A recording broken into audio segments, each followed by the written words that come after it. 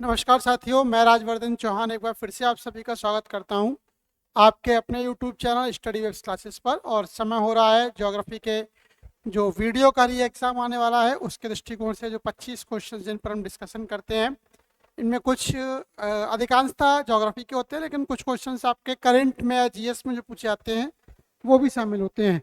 तो शुरुआत करते हैं आज की सेशन की। और वीडियो की शुरुआत करने से पहले आपसे कहना चाहूँगा कि यदि अभी तक आपने चैनल को सब्सक्राइब नहीं किया तो चैनल को सब्सक्राइब जरूर करें। इसके साथ साथ बेल आइकन के बटन को दबाएं, जिससे कि नई नई वीडियोस की जानकारी आप तक समय से पहुंचती रहे। हमारी वीडियो को ज़्यादा से ज़्यादा लोगों के बीच में शेयर करें, जिससे कि ज़्यादा से ज़्यादा लोग इसका फ़ायदा उठा सकें। तो शुरुआत करते हैं आज के इस वीडियो की। और पहला क्वेश्चन आप सभी के लिए स्क्रीन पर ये रहा, लिखा हुआ है निम्नलिखित में से किस देशों में लोगों की संख्या सबसे कम है। यानी कि आबादी के आधार पर इन देशों को आपको जो है ये लगाना है, बांग्लादेश, फ्रांस, ऑस्ट्रेलिया या ब्रिटेन। तो देखिएगा, यदि हम आबादी की बात करते हैं तो जो बांग्लादेश है उसकी आबादी जो यहाँ पर देश दे रखे हैं उनमें सबसे ज़्यादा है। ठीक है, बांग्लादेश जो है उसकी कुल आबादी कितनी है? 16.94 करोड़। इसकी कुल आबादी कितनी है? 16.94 करोड़ इसकी आबादी है, बांग्लादेश की आबादी है। फ्रांस की यदि आबादी की हम बात करते हैं तो फ्रांस की जो आबादी आती है वो आती है 6.77 करोड़। ये कितनी आती है? 6.77 करोड़। यदि हम ऑस्ट्रेलिया की बात करते हैं तो ऑस्ट्रेलिया की जो कुल आबादी है वो है 2.57 करोड़।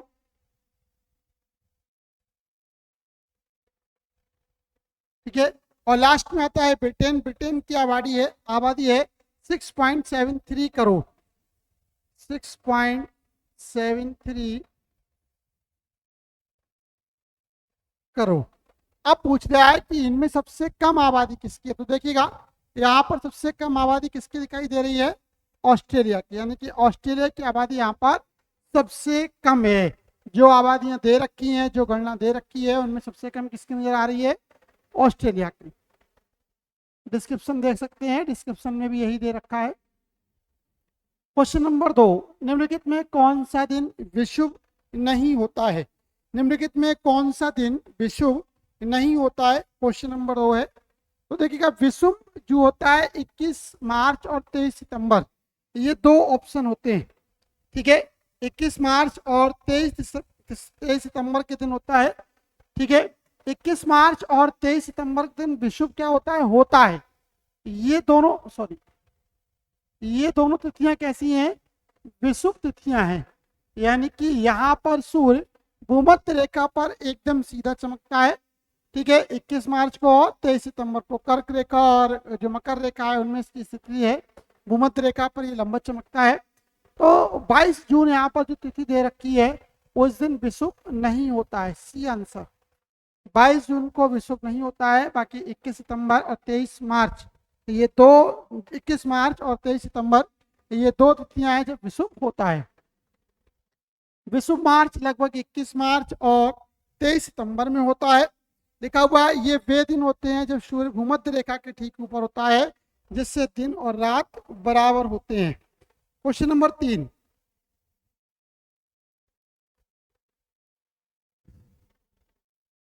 पृथ्वी की सतह से लगभग कितनी ऊंचाई तक मेघ धारण करने वाली वायु पाई जाती है? यानी कि कितनी ऊंचाई तक जो है जो बादलों को ले जाने वाली, बादलों को धारण करने वाली जलवायु पाई जाती है? 10 किलोमीटर, 20, 30 किलोमीटर से अधिक। तो 10 किलोमीटर तक जो होती है, 10 किलोमीटर की जो वायु है, यदि हम नीचे से स्थल से बात करते हैं तो ऊपर की ओर बढ़ने पर 10 किलोमीटर तक की जो जलवायु है वो मेघ धारण करने की शक्ति को रखती है। डिस्क्रिप्शन देख सकते हैं, डिस्क्रिप्शन में यही दे रखा है कि पृथ्वी की सतह से लगभग 10 किलोमीटर की वायु जो होती है वो मेघ धारण करने वाली होती है। क्वेश्चन नंबर 4, सबसे बड़े महाद्वीप एशिया में विश्व के कुल क्षेत्रफल का लगभग कितना प्रतिशत भाग है? यदि हम एशिया महाद्वीप की बात करते हैं तो यह लगभग 30% भूमि को कवर करता है। संपूर्ण विश्व के क्षेत्रफल का ये लगभग 30% क्षेत्रफल अपने यहाँ पर शामिल करता है।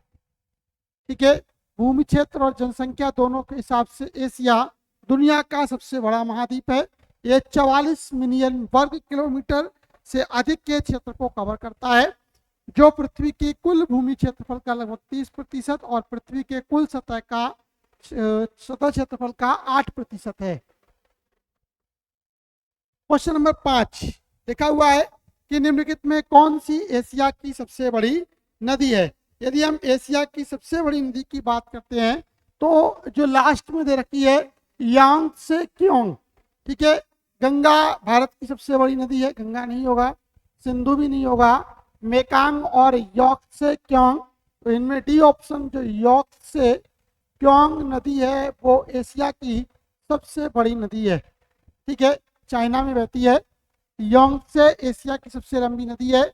ये नदी चेनजियांग के नाम से भी जानी जाती है। योंगसे का स्रोत तिब्बती पठार में है और यह पूर्वी चीन सागर में बहती है। यह चीन की सबसे बड़ी नदी भी है। यह नदी चेनजियांग के नाम से जानी जाती है। यांग से लगभग 6300 किलोमीटर की दूरी को तय करती हुई जो है, और इसकी कुल लंबाई कितनी है, 6300 किलोमीटर है, ठीक है।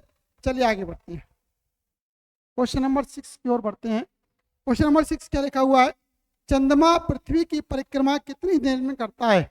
तो चंद्रमा पृथ्वी की परिक्रमा की यदि हम बात करते हैं तो ये 28 दिन में करता है। कितने दिन में करता है, 28 दिन में करता है। चंद्रमा पृथ्वी की परिक्रमा कितने दिन में करेगा, 28 दिन में करेगा। देखो इसके बारे में कल भी बात की थी हमने कि इसकी गति कुछ धीमी है। यह गति चंद्रमा की कक्षा से होती है, जिसे एक पूरा चक्कर लगाने में 27 दिन 7 घंटे और 43 मिनट लगते हैं। इसके कारण चंद्रमा हर दिन 12 से 13 डिग्री पूर्व की ओर बढ़ता है। इस प्रकार बदलाव का मतलब है कि चंद्रमा को देखने के लिए पृथ्वी को थोड़ा और घूमना होगा। यही वजह है कि चंद्रोदय हर दिन लगभग 50 मिनट बाद होता है। विश्व का सबसे ऊंचा पठार कौन सा कहलाता है। विश्व का सबसे ऊंचा पठार कौन सा है, 4 ऑप्शन है, तिब्बत, पामीर, डेक्कन और इनमें से कोई नहीं। तो विश्व का सबसे ऊंचा जो पठार है वो कौन सा है, पामीर का पठार है। कौन सा, पामीर का पठार है। तिब्बत का पठार दुनिया का सबसे बड़ा पठार है और ऊंचाई की यदि हम बात करते हैं तो पामीर का पठार है।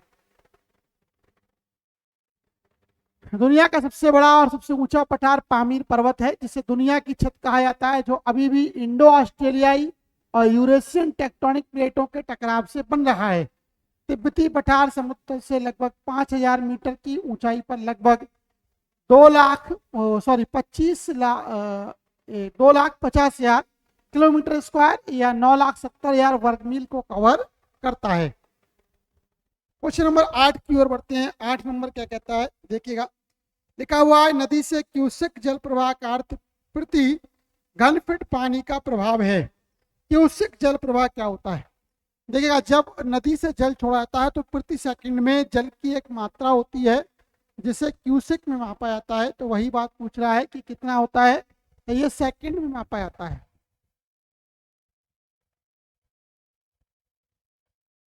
किसमें, सेकंड में। क्यूसेक प्रवाह की दर का माप है। सिंचाई विभाग द्वारा अभी भी इसका उपयोग किया जाता है। 1 क्यूसेक प्रति सेकंड 1 घन फुट जल प्रवाह है। लगभग 1 क्यूसेक पानी 28.317 लीटर प्रति सेकंड के बराबर होते हैं। हिमनद या ग्लेशियर में या उसके आसपास पाए जाते हैं। अगला क्वेश्चन, क्वेश्चन नंबर 9 कि हिमनद कहाँ पर पाए जाते हैं, ठीक है। तो यदि हिमनद की आप बात करेंगे तो जो पहाड़ों का एक समूह होता है, उन समूहों के बीच में क्या है, हिमनद पाए जाते हैं। ग्लेशियर कहाँ पर पाए जाएंगे, पहाड़ों के एक समूह के बीच में, इस तरीके से होते हैं। ये पहाड़ होते हैं, इन्हीं पहाड़ों पर क्या है, आपके हिमनद मिलते हैं, ठीक है। ये जो बर्फ से आच्छादित पहाड़ हैं, बर्फ से आच्छादित जो पहाड़ हैं वही क्या बोले जाते हैं, हिमनद बोले जाते हैं, ठीक है। तो क्वेश्चन यही पूछा गया कि हिमनद या ग्लेशियर कहाँ पर पाए जाते हैं, तो पहाड़ों के एक समूह के बीच में पाए जाते हैं।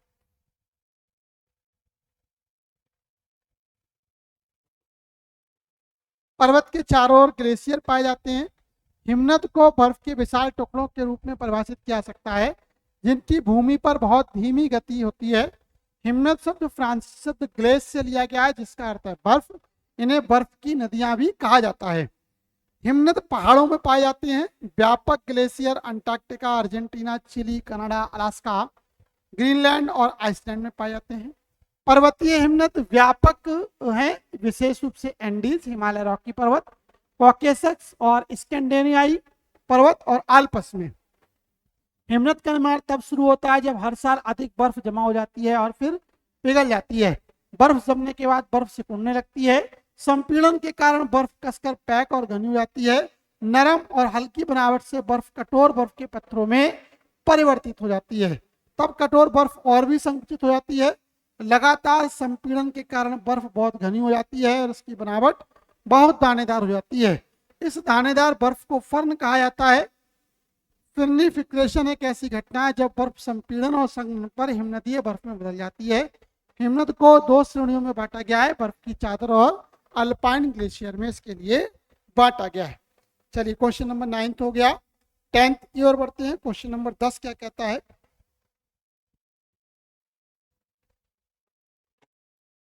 लिखा हुआ है किसी स्थान की भूमध्य रेखा से पृथ्वी के केंद्र के संबंध में कोणीय दूरी क्या कहलाती है? अक्षांश, देशांतर, भूमध्य या इनमें से कोई नहीं। तो हमने कहा कि पृथ्वी पर कल हमने बात की थी ग्लोब है। ग्लोब पर कुछ आड़ी रेखाएं खींची गई हैं, ये काल्पनिक रेखाएं हैं।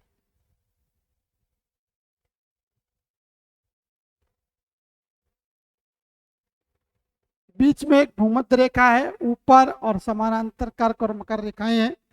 तो यही पूछा गया कि किसी स्थान की भूमध्य रेखा से पृथ्वी के केंद्र के संबंध में कोणीय दूरी क्या कहलाती है? अक्षांश कहलाती है।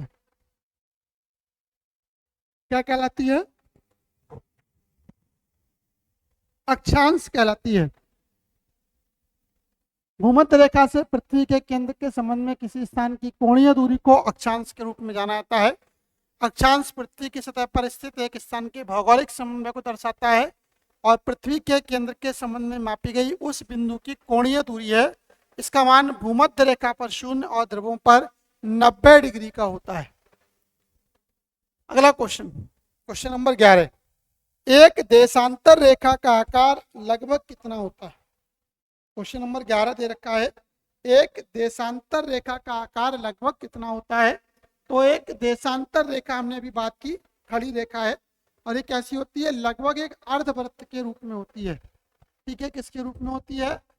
अर्धवृत्त के रूप में होती है। देशांतर रेखा कैसी है? अर्धवृत्त रेखा है। एक देशांतर रेखा का आकार लगभग अर्धवृत्त है क्योंकि वे सूर्य के चारों ओर पृथ्वी के घूमने पर आधारित है। वे उत्तरी ध्रुव से दक्षिणी ध्रुव तक जाते हैं और रास्ते में अक्षांशों के समानांतरों को काटते हैं।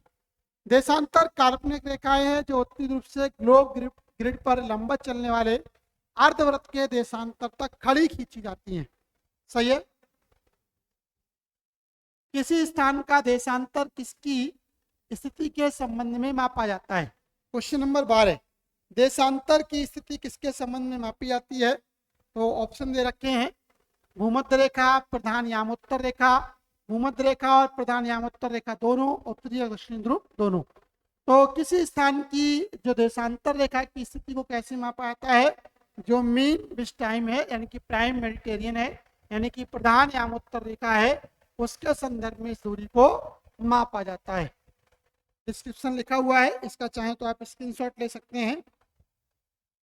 हमारी वीडियो को आप सेव भी कर सकते हैं, वहां पर आपको ये उत्तर आराम से आप इसको पढ़ सकते हैं बाद में चाहें तो। अगले क्वेश्चन की ओर बढ़ते हैं। क्वेश्चन नंबर 13 क्या कहता है? लिखा हुआ है, बैरोमीटर के तरल पदार्थ में अचानक गिरावट आने का संकेत क्या कहलाता है? तो देखिएगा, जब बैरोमीटर मतलब बैरोमीटर क्या होता है? समुद्री दाब को मापने के काम में आता है। दाब को मापने के काम में आता है बैरोमीटर। जब इसमें तेजी से गिरावट आती है तो ये संकेत करता है कि कोई तूफान आने वाला है। तो बैरोमीटर में दाब किसका संकेत करता है? तूफान को इंगित करता है। बैरोमीटर के पाठ्यांक में अचानक गिरावट तूफान का संकेत है। क्योंकि बैरोमीटर वायु के दाब में परिवर्तन को मापता है, इसलिए तूफान की शुरुआत में निम्न दाब होता है जिससे उच्च दाब वाले क्षेत्रों से वायु की तीव्रता या हिंसक गति को जन्म देगा। 13 का बी। चलिए अगले क्वेश्चन की ओर बढ़ते हैं। क्वेश्चन नंबर 14 क्या कहता है? किसी भी स्थान का तापमान के दौरान सबसे कम पाया जाता है? सूर्योदय, सूर्यास्त, आधी रात या सूर्योदय से पहले के समय। ठीक है, तो किसी भी स्थान का तापमान सबसे कम कब पाया जाएगा? सूर्योदय से पहले का समय जो होता है उसमें तापमान सबसे कम होता है। सूर्योदय से पहले का समय तापमान में सबसे कमी को दिखाता है, सर्वाधिक कमी को दिखाता है। डिस्क्रिप्शन देखिएगा, किसी भी स्थान का तापमान सूर्योदय से पहले के समय के दौरान सबसे कम पाया जाता है। जैसे ही सूरज उगता है, पृथ्वी का वह हिस्सा जो अभी सूरज की किरणें प्राप्त करना शुरू कर रहा है अभी भी गर्मी खोने की प्रक्रिया में है। आधी रात के समय पृथ्वी गर्मी उत्सर्जित कर रही होगी और एक दिन में सबसे ठंडा भाग होगा। ठीक है, तो यहाँ पर सही आंसर क्या है आपका? जो है डी आंसर आपका सही है। 15, निम्नलिखित में कौन सा देश भूबद्ध नहीं है? कौन सा देश भूबद्ध नहीं है? Question number 15, Austria, Nepal, Iran या अफगानिस्तान। ठीक है, तो भू आबद्ध कौन सा देश नहीं है? ईरान एक ऐसा देश है जो भू आबद्ध या भूबद्ध नहीं है। ठीक है, ईरान एकमात्र ऐसा देश है जो भूबद्ध नहीं है। देखिए, वह देश जिसकी सभी सीमाएं तटरेखा केवल स्थल या फिर किसी बंद सागर से मिलती हैं उन्हें स्थलरुद्ध या भूबद्ध लैंडलॉक कंट्री कहते हैं। महाद्वीप के अनुसार भूबद्ध देशों की सूची: एशिया में Mongolia, Laos, Nepal, Bhutan, Afghanistan, Kyrgyzstan, Tajikistan और उज्बेकिस्तान है। यूरोप में Belarus, Moldova, Macedonia, Serbia, Kosovo, Hungary, Australia, Czechoslovakia, Luxembourg और स्विट्जरलैंड आते हैं। जबकि अफ्रीका के Bali, Burkina Faso, Niger, Chad, मध्य अफ्रीकी गणराज्य, दक्षिणी Sudan, Ethiopia, Uganda, Zambia, Botswana, Zimbabwe, Malawi, Lesotho, Swaziland. दक्षिण अमेरिका की यदि हम बात करते हैं तो बोल्विया और पैराग्वे। अतः यहाँ पर जो ऑप्शन दे रखे हैं वहां पर सी ऑप्शन यानी कि ईरान सही था। तो यहाँ का सही उत्तर क्या हुआ? आपका ईरान हुआ। क्वेश्चन नंबर 15 का सही आंसर क्या है? ईरान। चलिए क्वेश्चन नंबर 16 की ओर बढ़ते हैं। 16 क्या कहता है? पृथ्वी के घूर्णन के लिए भूमध्य रेखा के आसपास रहने वाले लोग लगभग 1 घंटे की गति से घूम रहे हैं। पृथ्वी के घूर्णन के लिए भूमध्य रेखा के आसपास रहने वाले लोग लगभग कितनी गति से घूम रहे हैं? लगभग 1500 किलोमीटर से अधिक की गति के साथ ये लोग घूम रहे हैं। ठीक है, पृथ्वी के घूर्णन के लिए भूमध्य रेखा के आसपास रहने वाले लोग लगभग 1500 किलोमीटर से अधिक की 1 घंटे की यानी कि प्रति घंटे की गति से घूम रहे हैं। पृथ्वी भूमध्य रेखा पर अधिक चौड़ी है, इसलिए 24 घंटे की अवधि में एक चक्कर लगाने के लिए भूमध्य रेखीय क्षेत्र लगभग 1600 किलोमीटर प्रति घंटे की गति से दौड़ रहा है। क्योंकि पृथ्वी भी घूम रही है, आप पृथ्वी के सापेक्ष घूम रहे हैं, इसलिए आपको दिशाओं में कोई परिवर्तन दिखाई नहीं देता। आपको ऐसा लग रहा है कि हम फिक्स हैं, लेकिन वास्तविक रूप से हम भी पृथ्वी के साथ परिक्रमा गति कर रहे हैं, यानी कि घूम रहे हैं। चलिए अगले क्वेश्चन की ओर बढ़ते हैं। क्वेश्चन नंबर 17 की ओर बढ़ते हैं। 17 क्या है? लिखा हुआ निम्नलिखित में से किस एक देश की औसत जलवायु सबसे ठंडी है? सबसे ठंडी जलवायु कहाँ की है? इंडोनेशिया की है, दक्षिण अफ्रीका की है, कनाडा की है या संयुक्त राज्य अमेरिका की है? यदि हम ठंडी जलवायु की बात करते हैं तो सबसे ठंडी जलवायु कहाँ की है? कनाडा की है। सही है, कहाँ की है? कनाडा की है। सबसे ठंडी जलवायु कहाँ की है? कनाडा की। कनाडा औसत जलवायु में सबसे ठंडा है। कनाडा में 4 अच्छी तरीके से परिभाषित मौसम है: बसंत, ग्रीष्म, शरद और सर्दी। कनाडा में सर्दियां पूरे देश में ठंडी होती हैं, हालांकि अक्षांशों और इलाकों के आधार पर भिन्नताएं हैं। वैंकूवर जैसे तटीय शहरों में गर्म सर्दियों में तापमान के साथ 4 डिग्री सेल्सियस जितना अधिक है। हर जगह तापमान शून्य से नीचे चला जाता है। बाकी विकल्पों की औसत जलवायु कनाडा से कम है, इसलिए सही उत्तर है विकल्प यहाँ पर क्या दे रखा है? सी दे रखा है। चलिए क्वेश्चन नंबर आगे की ओर यानी कि 18 की ओर बढ़ते हैं। पूछा गया है सुएज नहर की लंबाई कितनी है? सुएज नहर की लंबाई लगभग कितनी है? 50, 10, 150, 150 किलोमीटर से अधिक। तो सुएज नहर की जो लंबाई है वो बताई जाती है कि लगभग 193 किलोमीटर है। सुएज नहर की लंबाई लगभग कितनी, 193 किलोमीटर है, यानी कि डी ऑप्शन यहाँ पर बिल्कुल सही है। 18 का डी 193 किलोमीटर। ऑप्शन डिस्क्रिप्शन दे रखा है, आप पढ़ सकते हैं कि सुएज नहर की लंबाई लगभग 193 किलोमीटर है। जब इसका निर्माण हुआ था तो सुएज नहर 164 किलोमीटर लंबी थी और 8 फीट गहरी थी, 8 मीटर गहरी थी। कई विस्तार के बाद यह 193 किलोमीटर लंबी और 24 मीटर गहरी और 205 मीटर चौड़ी हो गई है। नहर का प्रारंभिक बिंदु पोर्ट सईद है और अंतिम बिंदु क्या है, पोर्ट सुएज है। ठीक है, चलिए क्वेश्चन नंबर 19 की ओर बढ़ते हैं। किस शताब्दी में केप ऑफ गुड होप के माध्यम से यूरोप से एशिया तक समुद्री मार्ग की खोज की गई थी? ठीक है, तो 15वीं शताब्दी में यदि आपने पढ़ा होगा कि वास्को डी गामा 1498 में भारत आया, यानी कि 15वीं शताब्दी थी वो। 15वीं शताब्दी में क्या है, जो है एशिया में आने के लिए केप ऑफ गुड होप मार्ग की खोज की गई, जो कि भूमध्य सागर से एशिया में आने के लिए रास्ते थे।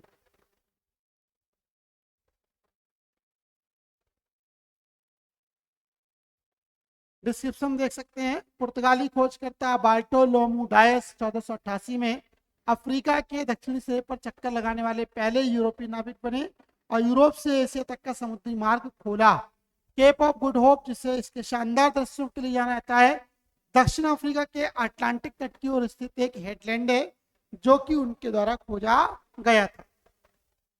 क्वेश्चन नंबर 20 की ओर बढ़ते हैं।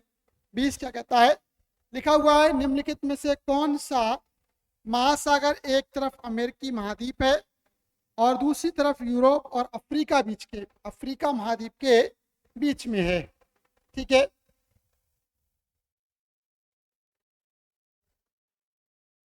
कौन से महासागर के एक तरफ अमेरिकी महाद्वीप है और दूसरी तरफ यूरोप और अफ्रीका है? प्रशांत महासागर, अटलांटिक महासागर, हिंद महासागर है, इनमें से कोई नहीं। तो यदि आप अटलांटिक महासागर को देखते हैं तो इसके और एक और आपको क्या मिलेगा, एक और अमेरिका महाद्वीप मिलेगा, दूसरी ओर यूरोप और अफ्रीका मिलेंगे।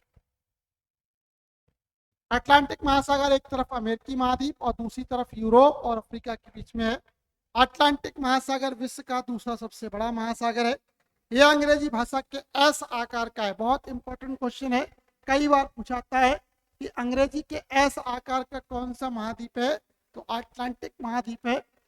और इसके पश्चिमी किनारे पर उत्तर एवं दक्षिण अमेरिका है तथा पूर्वी किनारे पर यूरोप एवं अफ्रीका। अटलांटिक महासागर की तटरेखा बहुत अधिक दंतुरित है।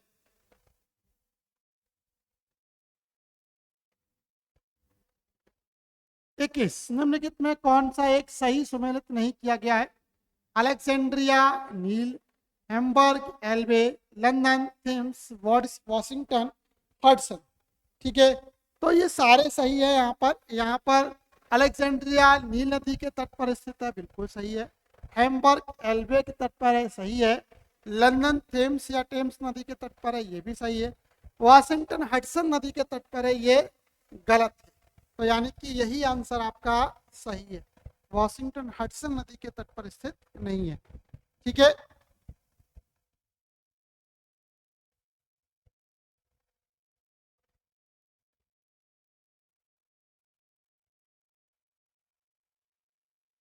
लिखा हुआ है हडसन नदी संयुक्त राज्य अमेरिका के न्यूयॉर्क प्रांत के पूर्वी हिस्से में बहने वाली है, जबकि वहां पर क्या दे रखा है, पीछे देखेंगे वॉशिंगटन दे रखा है, होना चाहिए था न्यूयॉर्क। क्वेश्चन नंबर 22 की ओर बढ़ते हैं। 22 क्या है, निम्नलिखित में कौन सा शहर डैन्यूब नदी पर स्थित है? कौन सा शहर डैन्यूब नदी पर स्थित है? बेलग्रेड, वियना, बॉन या इनमें से कोई नहीं। तो जो बॉन शहर है वो डैन्यूब नदी के तट पर स्थित है। कौन सी नदी? बॉन। बॉन शहर डैन्यूब नदी पर नहीं है। यह शहर एक मिनट, अच्छा, कौन सा शहर डैन्यूब नदी पर नहीं है? सॉरी, बेलग्रेड, वियना ये दोनों हैं। बॉन आपका डैन्यूब नदी पर नहीं है। बॉन शहर डैन्यूब नदी पर नहीं है, यह शहर कोलोन से लगभग 15 मील दक्षिण में राइन नदी पर स्थित है। कोलोन बर्लिन, हैम्बर्ग और म्यूनिक के बाद जर्मनी का चौथा बड़ा शहर है।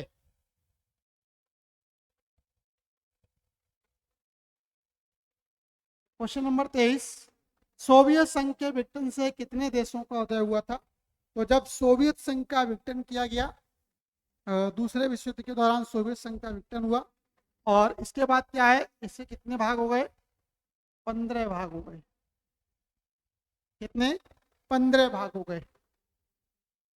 उनके नाम आपके सामने स्क्रीन पर दे रखे हैं, आप इनको नोट कर सकते हैं। वीडियो के लिए चाहे तो आप डाउनलोड भी कर सकते हैं।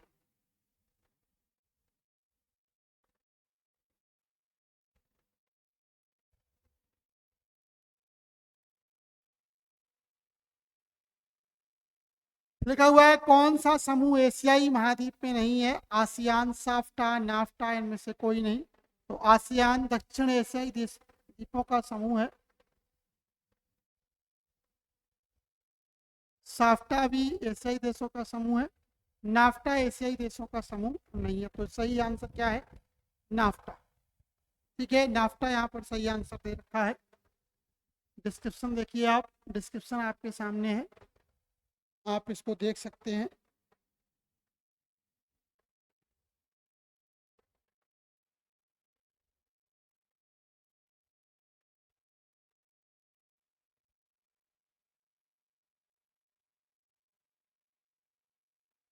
आप चाहें तो इसका स्क्रीनशॉट भी ले सकते हैं।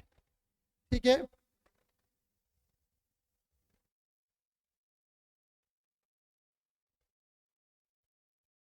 चलिए आगे बढ़ते हैं आज के आखिरी क्वेश्चन की ओर। कोलकाता से टोक्यो के लिए उड़ान भरने वाला एक हवाई जहाज की किस ओर उड़ान भरेगा?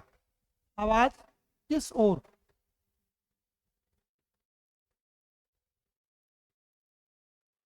किस ओर उड़ान भरेगा? दक्षिण पूर्व में, उत्तर में या उत्तर पूर्व में या उत्तर पश्चिम में? तो यदि कोलकाता से जो उड़ान भरेगा तो किधर को भरेगा? उत्तर पूर्व की ओर जो है वो उड़ान को भरेगा, उत्तर पूर्व की ओर। कोलकाता से टोक्यो उड़ान भरने के लिए हवाई जहाज उत्तर पूर्व की उड़ान भरेगा, क्योंकि टोक्यो भारत के उत्तर पूर्व में स्थित है। यदि आप जापान की लोकेशन देखते हैं, जापान के बाद फिर भारत के संदर्भ में यदि आप टोक्यो की लोकेशन देखते हैं तो ये किधर है? उत्तर पूर्व में स्थित है। इसलिए भारत से यदि कोई विमान उड़ान भरता है तो किधर जाएगा? उत्तर पूर्व की ओर जाएगा। तो ये थे आज के 25 क्वेश्चंस। यदि आपको वीडियो अच्छी लगी हो तो इस वीडियो को ज़्यादा से ज़्यादा शेयर जरूर करें, जिससे कि ज़्यादा से ज़्यादा लोग इसका फ़ायदा उठा सकें। आज के लिए फिलहाल इतना ही। जय हिंद, जय भारत।